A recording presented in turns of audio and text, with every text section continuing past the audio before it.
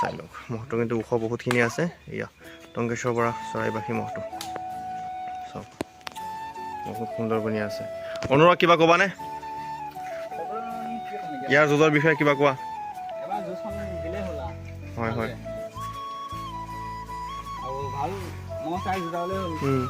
এইবাৰ কাৰ কাৰ লগত যুঁজাব বুলি এটা কিন্তু আইডিয়া ৰাখিছানে মনত হয় হয় এতিয়া নাই বাৰু কিন্তু যুঁজত যিকোনো মহৰ লগত যুঁজাব ফিল্ড পালে যিকোনো মহৰ লগতে যুঁজাব বাৰু আৰু ডাঙৰ মহ আছে ইয়াৰ লগত মানে এনেকুৱা মহ নহয় যে কাৰোবাৰ লগত নুযুঁজাব বুলি যিকোনো মহৰ লগত যুঁজাব চাই লওক মহটো বহুত সুন্দৰ মহ চাওকচোন কেনেকুৱা সুন্দৰ লাগিছে মজা লাগিছে মহটো চাই লওক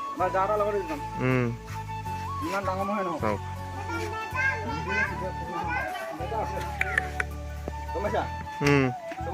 চবৰ লগত যুঁজাবা ন হয় শুনিলে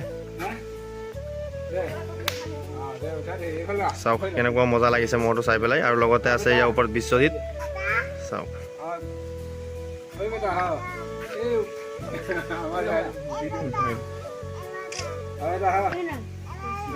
চাই লওক চাইছেনে এই পূজা পূজা মাতি আছে চাই লওক এয়া আছে বিশ্বজিৎ টংকেশ্বৰ খুৰাৰ আহিল আহিব আহিব ধুনীয়া হৈ আছে এতিয়া য'লৈকে মজা হৈ যাব চাই লওক খুৰা এতিয়ালৈকে মহ আপোনাৰ কেইটা ৰখা হ'ল টোটেল আপোনাৰ এতিয়ালৈকে মহ কেইটা মহ ৰখা হ'ল টোটেল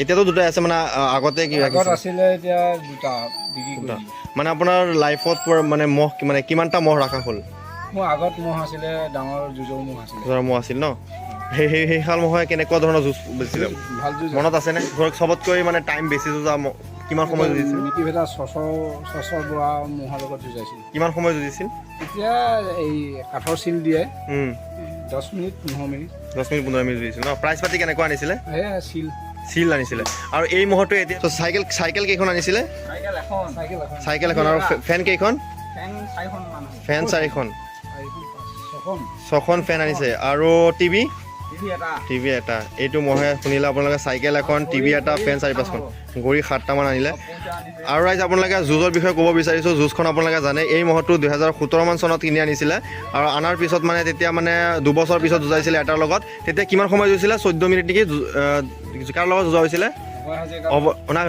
প্ৰথম যেতিয়া যুঁজা হৈছিলে এই ইয়াৰ মহ কোন আছিল নহয় বেচাপতি মহ এটাৰ লগত কিমান সময় যুঁজিছিল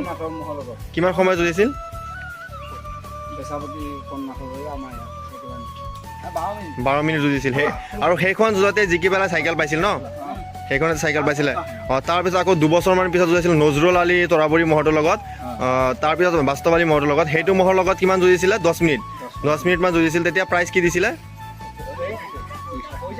পইচা দিছিল কিমান 10,000 টকা দিছিলে আৰু পিছত মানে যুঁজখন ইমান ভাল হোৱা নাছিলে আৰু লকডাউনত পৰি গৈছিলে মানে য'তে নিয়ে অলপ মানে খেলি মেলি হৈছিলে আৰু তাৰপিছত 2024 বৰ্ষত ধামাকা যুঁজ যুঁজিছিলে জাকিৰ হুছেইন ভূঞাবাৰী মহটোৰ লগত যিটো নেকি লালমিয়া মহ আছিলে সেই মহটোৰ লগত কোনটো ফিল্ডত যুঁজোৱা হৈছিলে ৰহা যুঁজোৱা হৈছিলে কৰৈগুৰি প্ৰায় 18 মিনিটমান যুঁজিছিলে যদি মানে সেইটো তাত মানে হায়েষ্ট যুঁজিছিল নেকি চবতকৈ বেছি হায়েষ্ট যুঁজিছিল নহয় বাবুলাল নাথৰটো হাই যুঁজিছিলে এইটোৰ লগতে ছেকেণ্ড হাই যুঁজ আছিলে আৰু তাত প্ৰাইজ কি দিছিলে বহুত প্ৰাইজ কম দিছিলে 3,000 দিছিলে হয় শুনিলে 3,000 টকা দিছিলে কমিটি বেয়া আছিলে আৰু তাৰপিছত যুঁজাইছিলে অভয় হাজৰিকাৰ লগত পিছৰ মানে কেইদিনমান পিছতে যুঁজাই দিছিল ন 4 দিন পিছত সেইটো কোনটো ফিল্ডত যুঁজা হৈছিলে অভয় হাজৰিকাৰ নগাঁও কাছমাৰীত যুঁজোৱা হৈছিলে তাত আকৌ কিমান সময় যুঁজিছিল 14 মিনিট শুনিলে 14 মিনিটমান যুঁজি পেলাই তাৰপিছত হাৰিছিলে যিহেতু হান লাগি আছিলে বহুতখিনি 10,000 শুনিলে তাত বাৰু প্ৰাইজ টিকে দিছে 10,000 টকা দিছে হয় কমিটিখন ভাল শুনিলে আপোনালোকে তাৰপিছত আৰু তেনেকৈ ভালকৈ যুঁজ হোৱা নাছিলে 2025 বৰ্ষত দীপাংকৰ দলৈ হৰুৱাইছিলে আকৌ আলিচিঙা মহটোৰ লগত যুঁজাইছিলে মুছলিমউদ্দিন মহটোৰ লগত যুঁজোৱা হৈছিলে তেতিয়া অলপ পিছত যুঁজ ভাঙি দিয়া হৈছিলে আৰু পিছত এই বছৰ 2026 বৰ্ষত 5টা মহৰ লগত যুঁজোৱা হৈছে চ' প্ৰথম মিকিৰপেটা মহৰ য'ত আপোনালোকে জানে হাসমত আলী বৰিবজাৰ মহটোৰ লগত যুঁজোৱা হৈছিলে তাত জিকিছিলে তাত 2 মিনিটমান সময় যুঁজি পেলাই জিকিছিলে প্ৰাইজ কি দিছিলে তাত শুনিলে চ' মহটো মানে এইবাৰ 5টা মহৰ লগত যুঁজালে প্ৰথম যুঁজিছে হাসমত আলী বৰিবজাৰ মহটোৰ লগত আৰু হাসমত আলী বৰিবজাৰ মহটোৰ লগত 2 মিনিটমান যুঁজি পেলাই জিকিছিলে মিকি বেটা মহৰ যুঁজত। তাৰপিছত প্ৰাইজ হিচাপত 3000 টকা পাইছিলে। তাৰপিছত যুঁজুৱাইছিলে কোনখন ফিল্ডত নি পেলাই এইয়া ৰহা 12 বজীয়া যুঁজোৱা হৈছিলে। 12 বজীয়া নে নহয় ক'ত নগাঁও কপাহেৰা যুঁজোৱা হৈছিলে ন এই হেৰিৰ লগত অংকুৰ দাসৰ মহটোৰ লগত। তাত মানে কিমান সময় যুঁজিছিল 4 মিনিট। তাত 4 মিনিটমান যুঁজিছিলে আৰু 4 মিনিটমান যুঁজি পেলাই জিকিছিল ন তাত জিকিছিলে। আৰু প্ৰাইজ কি পাইছিলে 1000 টকা। প্ৰাইজ বহুত কম দিছে 1000 টকা মাত্ৰ দিছে। তাৰপিছত ক'ত যোৱা হৈছিলে হয় শুনিলে। তাৰপিছত তুলাৰাম সেনাপতিৰ লগত যোৱা হৈছিলে এইটো মহমাৰীপাম মহযুঁজত যোৱা হৈছিলে। আৰু মহমাৰীপাম মহযুঁজত মানে তাত মানে যুঁজখন তুলাৰাম সেনাপতি মহটো পিছুৱাই গ'ল। তাৰপিছত আৰু বেচাপতি মহযুঁজত 2টা মহৰ লগত যুঁজোৱা হ'ল। এটা হ'ল মানে বসন্ত আলিচিঙা মহটো ন বসন্ত দাস আলিচিঙা মহটোৰ লগত তাত জিকিলে আৰু তাৰপিছত সোণা ডেকা ৰজাৰ মহটোৰ লগত কিবাখন হাৰি গ'ল। চ' এইকেইখনেই আছিলে যুঁজখন। চ' আপোনালোকে যিসকলে চাইছেতো চাইছেই। চ' এতিয়া 2027 বৰ্ষত প্ৰথম তেওঁলোকে নিব বুলি ভাবিলে আহতগুৰি মহযুঁজত যদি গাড়ীত উঠে তেতিয়াহ'লে নগাঁও দেখিবলৈ পাব। চ' আপোনালোকে মনে পচন্দ কৰি পেলাই কমেণ্ট কৰিব কাৰ লগত ইয়াৰ যুঁজ চাব বিচাৰে। চ' আশা কৰোঁ বহুত ভাল যুঁজ যুঁজিব।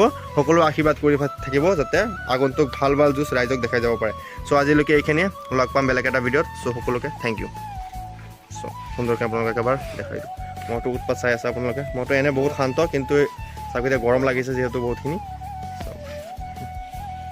আৰু সকলোৱে টংকেশ্বৰ খুৰাক অলপ ধন্যবাদ জনাই দিব যে আপোনালোকে এনেকৈ মহটো এবাৰ দেখুৱাৰ কাৰণে ওলাই দিছে। চাওক সকলোৱে এবাৰ ধন্যবাদ জনাব। ঠিক আছে মোৰ ফালৰ পৰা টংকেশ্বৰ খুৰাক বহুত বহুত ধন্যবাদ। চাই লওক